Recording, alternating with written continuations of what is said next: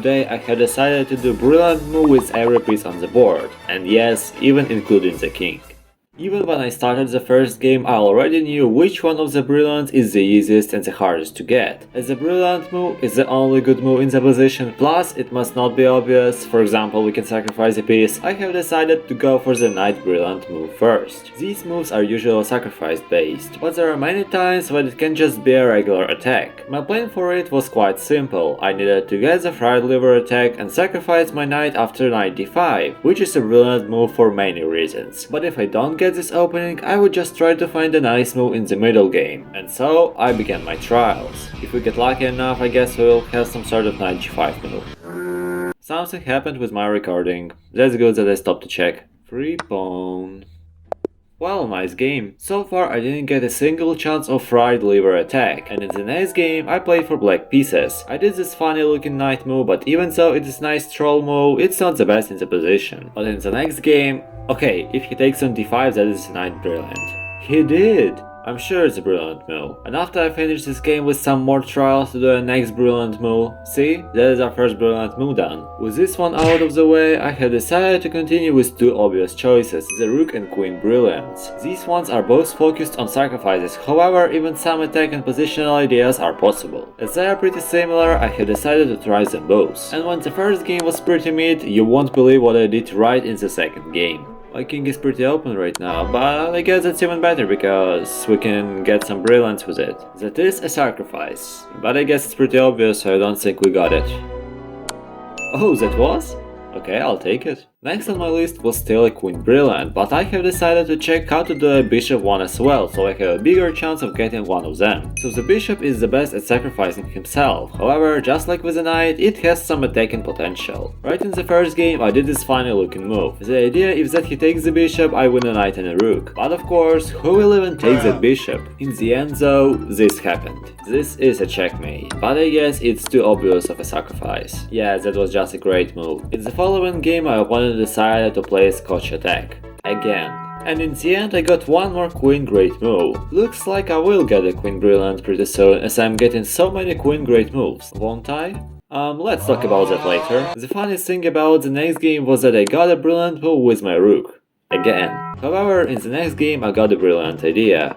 Wait, do you know about the sacrifice on h2 thing? Maybe I need to go for it here. And so I went for it. After g3 though, I resigned. And yes, that was a blunder in this case, but that was the right idea. The next game was quite short, but I got something better than the bishop brilliant move.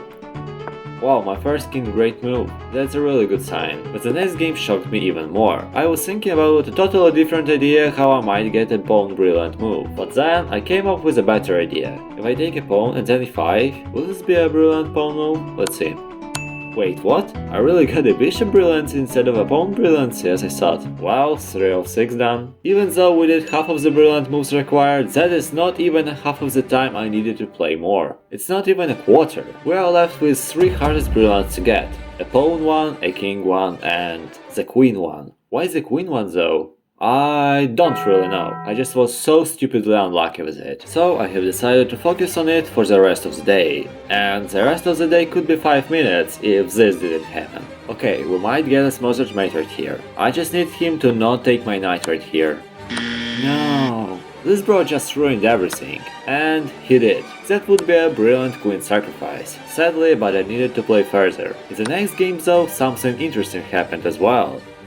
Yeah, I missed that. Did I have some brilliance? Wait, he did! Oh, I forgot about it. GG's. That is just the first time that my opponent did a brilliant move. But just in the next game, if he doesn't go to the 8th rank, I'll sacrifice my queen and boom, that is a checkmate. No, what you've done? How could you see it? You are only 1200 rated. And surely that was once again a brilliant move. The next game were kinda boring, but one gave me a chance not only for a brilliant queen move, but maybe even for a pawn one. After b4 I have en passant. Wait, this gotta be a brilliant move. Please be a brilliant move.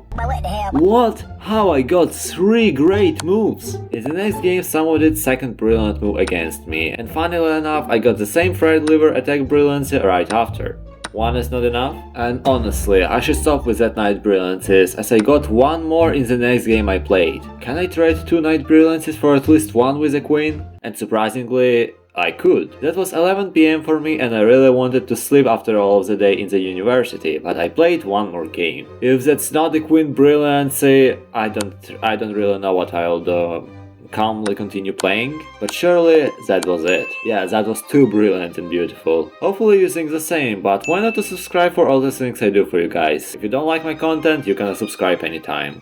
But we are not done yet, we are far from it. Sure, I had a nice sleep, but how can I even get a pawn and king brilliances? Let's start with the easier one, the pawn brilliant move. For the pawn it's usually an attacking move, but it can rarely be a positional or sacrificing move. For the king though, it's almost always a positional move, because how are you even supposed to sacrifice it? It's relatively easy to checkmate someone with a king, as you just have a setup and you just need to make it. But how are you even supposed to get a king brilliancy? I even needed to look for it somewhere in the internet, as I had no idea what it might be. And the best decision I found was to open an H file and then do a quiet king g2 move to move a rook to h1 and checkmate black king. That was the best idea I could think of. However, I have decided to mostly focus on the pawn brilliancy for now. The first thing I have decided to try was a trap in the London defense, but just check my reaction after I saw the results. What do you mean 4 great moves in a row? Are you kidding me or what?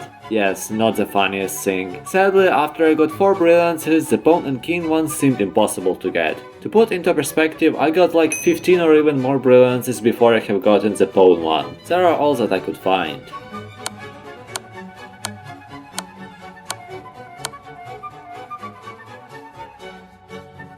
Some of these games had knight and pawn great moves, but still not a single brilliancy. But after this amazingly accurate game that somehow had one more brilliant move, I understood where I can get a brilliant pawn move. After someone attacks our knight in this position, we can ignore it and get a brilliant move with a pawn. If he takes the knight, we simply mate him. That was the plan. I knew I could do it with this strategy, so I started playing. But 1, 2, 3 hours later, this strategy gave me no success. But the best thing happened when you don't expect them, and after 7 total hours, I started this game against Coach Mitch 87. Hope he won't bite me.